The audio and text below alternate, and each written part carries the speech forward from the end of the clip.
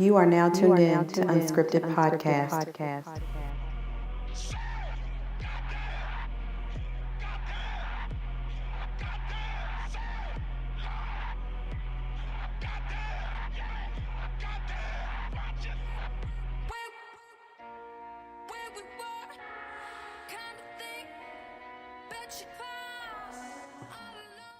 Hey, Lindsay. Hey, Lish. Hey, everybody. And we're back. In black. And blacker than ever. Yes. Kind of like, was it Chris Rock? Bigger and blacker. Blackety black, black, black. Did you guys miss us? I know y'all did. We missed you all. And I saw the views we were getting when we were off. yeah, we got like 5 views while we were off. Awesome. So we appreciate that. We got like 2 new listeners, so we're up to like 15. Yes, we've been reading y'all's fan mail. Yeah, we have been. We got like 1 fan mail the whole time we've been gone. It's awesome. We read one sentence each week we were gone. Yes, so that we would feel really important. So, have you noticed something different? Wonder what it is. I wonder what it is. If you all haven't noticed, you're now seeing us audio and video because we are on YouTube, bitches. We made it, y'all.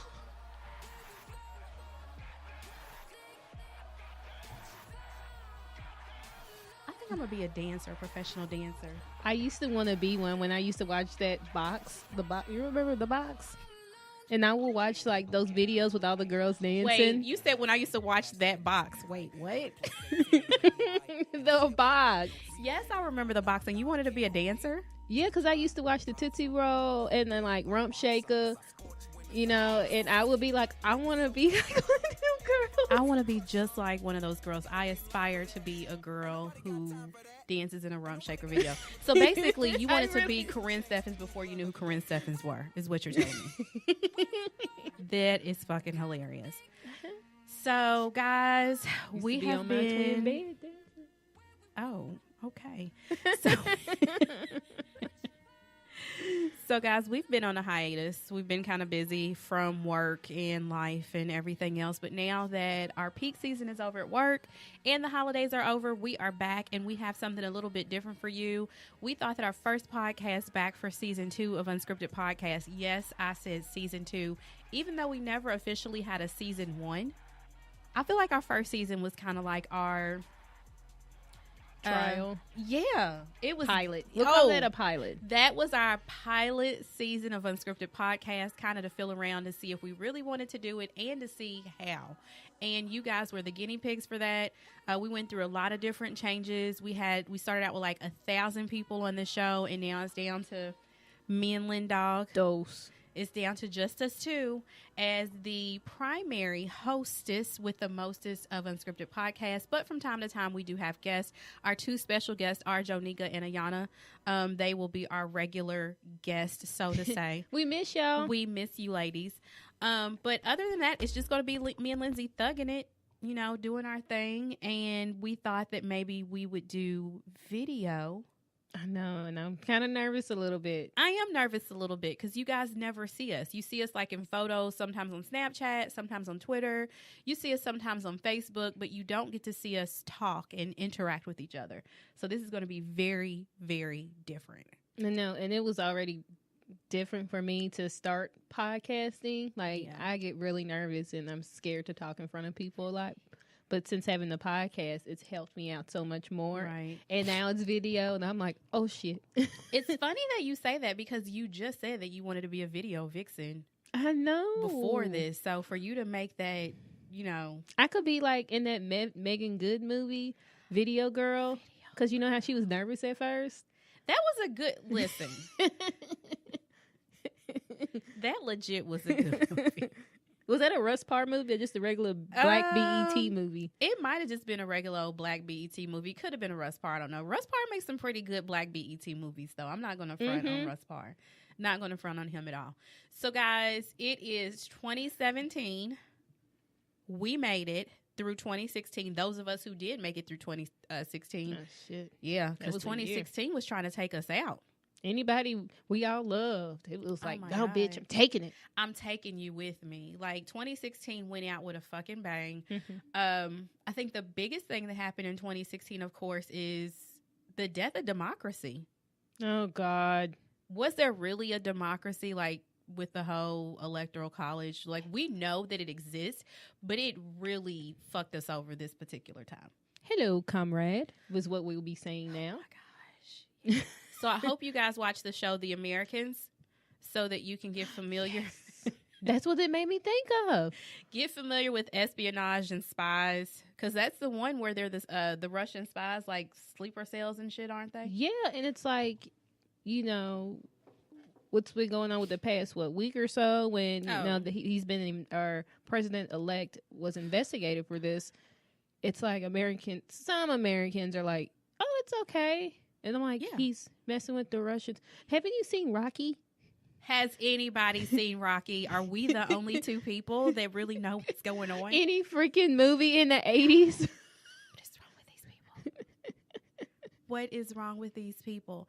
So, yeah, that's the biggest blow, I think, for 2016. The next, I can't really call it the biggest blow other than, well, I would rather call it the biggest blows of 2016 was just like, and I know that there's some of you guys out there saying, oh, niggas get shot every day, B. Yeah, I know that. But at the same time, there was a lot of celebrity deaths. Oh my God, yeah. Yeah, don't be like those people that say. Don't be those people that shit on us being sad. It's like, everybody dies. I don't see y'all out here. I'm like, shut up. Yeah, shut up. I mean, I think there are these are people that they had fans that loved them. They had, you know, what's wrong with more than that? These were icons. These were not just celebrities. These were like iconic people. Mm-hmm. People who changed people's lives. And I mean, a lot of celebrities change people's lives, but these are people that were seriously big names, like all the time, not just one particular era, not one particular time. They've always been huge celebrities like Prince. I mean, oh God. And we know that Baylor the Great, he's not your favorite. We know that. You've said it before. But we all cannot deny that Prince is like one of the superstars of the superstars. Yeah. He's like your superstar's favorite superstar, right? Pretty much. He's like, and plus he's like all the superstars from the past in one. You got Little Richard, you've got Stevie Wonder, all these. I thought you were about to say Stevie J. Ew. I heard Stevie. I was thinking of another, I couldn't think of another celebrity. Well, you just said I love him and then you name like two. You are silly. Am I? But yeah, he is though. Jimi Hendrix. I said Jimi Hendrix in there. He embodies like a lot of different, especially for music genres. I get what you're trying to say. He embodies a lot of different celebrities or icons from within those genres because he studied them and he admired them. And his music was reminiscent. His style of music was reminiscent of a lot of different famous icons. He like took their style and made it his own and took it to the moon. Yeah, and you can't really package him because people like to compare him and Michael. There's no comparison. No. Both of them held their own. Yeah, they both did great. They both are great musicians. Absolutely. But you can't I hate it when they do that. Compare musicians who are completely different. Oh yeah, you Twitter people. Twitter's horror. It's not just Twitter. I think it's all of social media. I think that's just like and I had posted this on Facebook, like a celebrity drops the album at like, or your favorite artist drops the album at midnight by like 12:05. BuzzFeed printed an article about it. And then by like 12:10, people are like, oh, the album's trash. And I'm like, what is going on? These albums, like these days, take a while to listen to. You want to listen to it a few times. How do you soak it all in? Yeah, people are quick to want to compare artists to other artists instead of just letting them be artists. Mm-hmm. Just because you aren't a fan don't mean millions of others. Or hundreds, or 10, or whatever. It doesn't mean that person is not significant just because you don't like it, Panda. Like, you know. What is his name? Either Designer? Designer. With an A at the end? I don't know. I don't know either, honestly. I just know he had a song called Panda, and I didn't too much care for it. I don't care. Yeah. Whatever. So what we're trying to say is 2016 sucked for your favorite celebrities. I'm pretty sure that 1, 2, or 3 of your favorite celebrities passed away in the year of 2016, and I'm sorry. I think the saddest moment for me was when Carrie Fisher and her mom both died. Oh, I actually teared up on that one. Oh, I definitely teared up on that one. That was extremely sad. It really, really, really, really was. Yeah, I'm pretty sure you all know what happened. She passed out on the plane and then never regained consciousness. And then when she was taken off, I guess, the ventilator, she passed. And then the next day, her mother had a stroke. Her mother, Debbie Reynolds, the great Debbie Reynolds, Singing in the Rain from Charlotte's Web. She played Charlotte. She passed along with her daughter, and it just made, I cried. Not cry, but like a tear came down my eye. I did cry because it made me think of me and my daughter. Yeah, maybe. Or just any mother and daughter. Like, you know, it's crazy because my friend, me and one of my best friends were just talking about what we would do if one of our kids passed away, because we were reflecting on another friend who had a child who passed away and how sad it was. Mm-hmm. And we were like, you know, I don't know what I would do. I don't know if I'd be able to move, to function, to think straight. And then like the next day, Debbie Reynolds passed away. And I was like, oh my God, that would probably be me. And they had a strong bond, like how you and your daughter, me and my mama, we had a very strong bond. And the son, Todd, is it Todd? Todd Fisher? I think that's his name. The brother, Todd Fisher, he said she wanted to be with her daughter. And it's kind of like she knew. She was like, my baby needs me. She died of heartbreak. That is so sad. Mm-hmm. I mean, she died medically of a stroke, but come on. It's stress, like, seeing your child like that, or anyone you really, really love, especially your child, and knowing to have to bury, that's too much, no matter what age as a parent. And I know that still affects my grandmother, who, my aunt, her daughter passed when she was 45 from cancer, and it's still really hard on her. I can't breathe today because our weather likes to go from 70 degrees to 20. Mm-hmm. So it's left me with a... Yesterday, the day before, it was 14. Yeah, it's like 20 today, though. So it's not like a huge difference, but I promise you that just Christmas, it was like 85 degrees. Yeah. I'm pretty sure it was like 85 or something like that. Now it's like 10 degrees outside. So I woke up like this, like literally woke up like this. So, yeah, 2016, big fuck you to everybody is what 2016 did. But out of 2016... there were some pretty good moments. Mm-hmm. There were some silver linings to 2016, and I kind of wanted to talk about some of our favorite moments of 2016 today. Did you come prepared? Are you ready to talk about that? I wrote some shit down, but I didn't know if you were ready to talk about that. I'm ready. I'm pretty sure something can come up, you know. So I guess that means I'm this not is really... Unscripted podcast. She's like, I can think of something. I mean, gas was pretty low. That's a thing. That's always a good thing. Gas was low. Thanks, Obama. So that is awesome. Butter went on sale quite a few times. And cream cheese? Cream cheese went on sale a lot in 2016. 2016 was lit for dairy products. Dairy products. And, go on, Wisconsin. I see you. We see y'all. Free and Brendan Dassey and whatnot. Did he ever get freed? Yeah, he was gone. Am I supposed to cuss on since we're video? We are YouTube, and YouTube does have people cussing because they have videos on Vivo and people cuss. Does that mean we can have the parental advisory on ours? Oh, we have it. Well, we already have it on the podcast, the audio version, so I'm pretty sure we can put it on the video. But we could be like NWA. Right. Melania Trump's going after us with the parental. Oh, my God. Fuck that bitch. I just said fuck the first lady on a video. Well, fuck her. And on audio. I mean, fuck her. I did. Well, anyway, so 2016. Yeah, I mean, like you said, dairy products were really good. Fossil fuels. Yes. It was a good year to purchase fossil fuels. Yeah, I'm good with that. What else? It was a good year for weave. It made a huge comeback in 2016. Whoa, crochet braids? Yes. Crochet braids have not been popular since like the early 90s, and they made a fucking comeback in 2016. Like big hair in the office. Oh, honey. Blue. and purple. It good ombre. I'm like, all different colors. But it actually, like, I remember at one point in time, if you got crochet braids, you were like the scum of the earth. It was like, bitch, you got crochet braids. What are you, broke? But now it's like, yes, bitch, get you some crochets because they are the shit. Like, a lot of them, the techniques have come a long way. it just needed tweaking, and Yes, that's that's it. exactly kind of like technology, though it's not technology like It's weave with technology. computers, but it is an art form. Like, hair is an art form. So I think that now with the exploration with all the natural hair and all the different kinds of protective styles that everyone's doing, like Lindsay said, it's been tweaked, and it's amazing the things that people can do now with hairstyles that were once things that were laughable.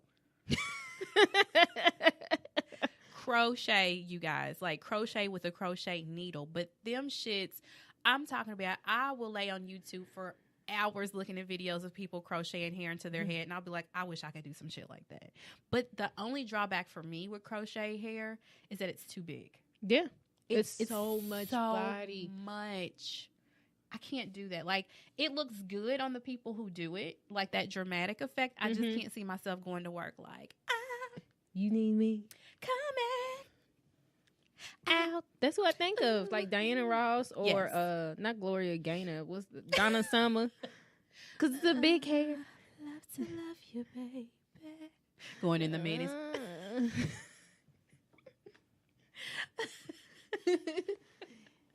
But yeah, like, it's huge. I have yet to see a crochet hairstyle that's not 25 feet from your scalp. It's so much. It's so much, but they're so bomb. Yeah, they are. They're I'm like, fierce. how do you sleep with it though? Like, Hot. especially I would be you just so take this as a blanket. hot. You wrap yourself up in it. You know, like that one picture Kendall Jenner did where she was wrapped up in the afro like a cocoon. It was a photo shoot she did for someone, and they had her like cocooned inside of like a big afro. I think it was Kendall Jenner. I want to say it was her because everybody had like this huge problem with it. But I was like, it's photography, it's art. I ain't tripping. I would hope that they're not like making fun. I thought it was like a concept type thing. Well, anyway, that's how I would sleep. In your own hair. Cocooned in my own hair because it's so much hair, and it's like yucky hair. If you guys don't know what that is, it's like hair. It's not like that Looks silky more shit. human. Yeah, like you remember how in the 80s when everybody first started wearing weave and we had like that silky stick straight shit that looked nothing like our real hair. This stuff looks more like natural African American hair. So it's actually, it blends really well. It's really versatile. Looks really good. It's just big as fuck. It's So dramatic, man. yeah, but 2016 was definitely the year of the crochet braid. Definitely the year of that. 2016 was also the year of Beat face. Oh my God, yes. Everybody's doing makeup now. Like, everybody is a makeup artist. Everybody contours and highlights like 7 days a week. Yeah. Expand your horizons. Girl. Expand your horizons. Ain't nothing wrong with it. I can't wake up every day and contour and highlight. Like, I'm good to wake up and put some BB cream and eyeliner on. Yeah. But everybody is like full face. And if that makes you look good, do it. Like, I love makeup. I love to play in makeup. Completely love to play in makeup. But some folks need to watch some YouTube tutorials because y'all be looking like clowns. Yeah. I'm like, And there's some too really much. talented people out here who can teach you how to apply makeup. Yeah. Really super duper talented. Like, if you don't watch YouTube, go to Instagram. If you don't like Instagram, go to Facebook. But there are so many women out here that are uber talented, and men. Goodness, I didn't mean just women, but there's a lot of men and women alike that are super duper talented in makeup artistry. Also, skincare, super important. That hasn't made a big care of the. but that's not as big as the makeup thing. Like, that's my problem. That's the thing. Yeah. Like, if you want your makeup to look good, take care of the skin underneath. Of the foundation. Like, a lot of people still think that you can cover. Well, you can. You Have can. you seen some of those videos? Yeah, but it's like a freaking moon. Like, I saw a girl. She looked like a spotted leopard, and I don't know if it was like something wrong with her skin. She might have had like a skin problem. But to me, it just looked like where she hadn't taken care of her acne. And, you know, that's one of those things you might get scarring from acne. But when she put her makeup on, you could not tell. No. You couldn't see any of that shit. But the important thing is for the people who don't have scarred skin, you know, you don't have any skin issues or skin problems yet. Before you go caking up on all that makeup, make sure that you are, like Lindsay said, taking care of your skin. Like going to the dermatologist, like make it cool to go to the dermatologist. Make it cool, yes, absolutely. Trust me, there's nothing wrong. I like going to the dermatologist because I do have acne scarring. I mean, shit, it's the truth. I have acne scarring. I go there to get taken care of my skin and whatnot. Shit, and what else? Clinique, Safe Rocks. I have sensitive skin. I have to watch out what kind of makeup brands I have to use too as well. So that's another thing people don't know. Sometimes they can break up from all that. Oh, yeah, makeup. it could be the brand. It could be the kind. It doesn't have to be over the counter can be better for you sometimes than a pro line. It just depends on what works for you. Yeah, what's in that formula. Yeah, that's absolutely true. But makeup has made a huge comeback. It's been making a huge... And it's been making underground strides. makeup are like underground makeup brands. Yes, lots of them. It's been making strides for like the last few years, but I've seen this year just like a boom with makeup, like a huge boom. Drugstores have stepped up their marketing. Well, the marketing in the drugstores now, like they have the etages and they have the displays and the lit up the NYX Cosmetics is big. Yes, NYX is huge. NYX is absolutely huge. I remember, LA Girl, because they were known. NYX wasn't known that much. I think a lot of like from the RuPaul, Wet n Wild. Drag queens used to use the NYX. I heard seeing from RuPaul. Yeah, Wet n Wild. Like everybody used to be like Wet n Wild, right? But now it's like they're the products with a lot of pigment and whatnot. Well, yeah, NYX is. I don't know NYX if that went well, but it was like it's the price point is like the Wet n Wild price points, but the quality is not like that. Like Wet n Wild, like the eyeshadow lasts like 5 seconds.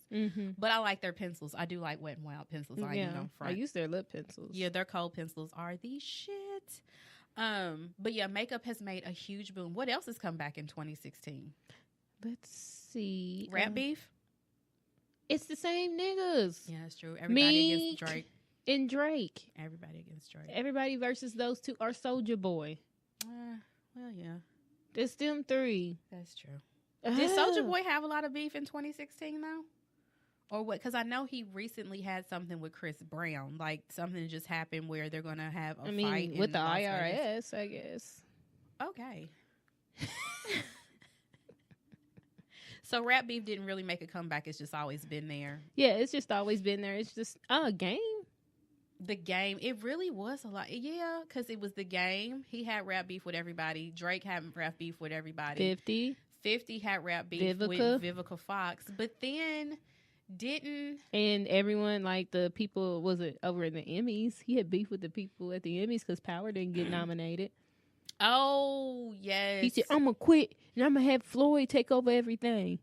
Is that what he said? Yeah, he wanted Floyd, but you know that ain't going to happen. He wanted Floyd to take over Power? The TV show? Like, I guess, was it executive? What? Like executive produced the show? Yeah, and people tried to say, he can't, I'm not even going to go. You was about to say what people, I know, and that's not nice. That's not He nice. can read them dollar signs, I can tell you that. What you said, right. Yeah. People taking L's. That made a big comeback in 2016. Ronda Rousey was probably the biggest L. Well, one of the biggest L's of 2016. Girl. And it sucks because they like the what is her name? The boxer? I don't remember. Well, the one that recently beat her in 48 seconds. This woman only takes in $100,000. That's not including where she has to pay her trainers, nutritionists, doctors. I just know the chick was Hispanic, but I don't know what her name was. Yeah, she's like a Puerto Rican boxer, and she just fisted her in the face. Yeah, pretty much. She looked bad. Who else took a L? Golden State took a L in 2016. Damn. Twice. Yeah, because they got beat. They got beat by the Cavs when they played. What was that, Christmas? That was the Christmas game, and they got beat. And then they got beat for the championship. I'm not laughing at y'all's team because that is not to diminish Steph Curry and his team's efforts because they're still a really good team. But when I tell you they should have won that championship game and they choked, and all of the memes that come from it are still awesome. Damn. The memes, the internet has been undefeated for 2016. Like, and then what's old dude's name? Which one? I'm not good with national basketball, NBA. So the one that joined it, they were like, can't beat him, join him. What's his name? Oh, Kevin Durant. Yeah, fuck Kevin Durant. Him. It's like, seriously, dude. Yeah, he took L's. He left Oklahoma just to go to Golden State and lose. But that doesn't mean that they're not going to win this year. So yeah, I mean, just because you have a powerhouse team doesn't mean that you're going to win it. Ask LeBron, he knows about that. Pretty much. He does. So some of my moments from 2016, and I have quite a few because I did write them down. Shut up. I did. Well, because I had to think about it. So for me, 2016, I said it was the year of the bad bitch, which that's just some of the moments that stand out because there was some good stuff that happened for guys and gals, but there were some really good things that happened for women in 2016. A lot of things in movie and television, really, more than anything else. More so than music. Beyonce took it for 2016 with Lemonade. She fucking had a special on HBO, so that was pretty dope. Yeah. She went the whole year. Yeah. And then she went on tour, and it's like, where's the other artists? Yeah. I know she's giving y'all time. She gave y'all time. Come on. Right. She gave them time before Lemonade came out, though. Mm-hmm. But, I mean, that's not saying that they're still not legitimate, because they are. But as far as for that year. That's what I'm saying, because y'all, you know, you can't complain, like, y'all always giving Beyonce this and that. I'm like, what? This Beyonce. Right. Well, somebody had mentioned something about... They were comparing her and Rihanna's albums. Like, They're completely different albums. I don't even know what albums they were, but I was like, they're not even the same kind of artist. So why are we comparing them? Everybody likes a clickbait thing. They're completely different artists. They're just two cool black women that's doing their own You should thing. be happy. We got two black women killing it in the music industry. Yep. Beyonce and Rihanna are both dominating in a very, very white genre. Like, they're killing the pop music game. So... That's what we want. Yeah, absolutely. So one of the things that stood out for me was the documentary 13th that was directed by Ava DuVernay. Yes. That came out. Ava DuVernay has had a great year. She All did these movies. She had 13th, and then she also had Queen Sugar to premiere. So that was pretty great. Queen Sugar is a television show that is on OWN Network, which is Oprah's network. And Queen Sugar is actually really, really good. The storyline for the show is good, and the cinematography is the shit. Have you watched it yet? I haven't seen it. I don't have the OWN Network, but I'm hoping some way watch it. You need to get a Fire Stick. Fire Sticks came out. Man, when I tell y'all that everybody just realized the Fire Stick was able to be jailbroken the last 3 or 4 months of 2016. I'm late. Everybody's late because, like, somebody told me about the capability of it. Shout out to Spirit. Somebody had told me about the capability of all the shit you could do with a Fire Stick a long time ago, like probably about a year or so ago. And then, like, now everybody's like, I gotta get a Fire Stick. And I'm like, y'all niggas is late as fuck. Yeah, I don't have one because I didn't know, because I already have Roku. I have Amazon. You got Dragon Ball Z on your TV? I got Roku. Super Saiyan on that bitch. So you have Roku. What else? And I have, Amazon, and I wasn't sure, like, what to do. I mean, it's not a big deal. I feel like I'm it was not the judging. same. I didn't know. I'm not judging. I'm just saying that when you get a chance, you need to watch Queen Sugar. Anyone who hasn't watched it yet, and I would say it's a show that both men and women can enjoy, because I know sometimes men are discouraged from shows that are like on network, or a woman has directed, written, produced, or whatever, just because they think it's not for them. Yeah.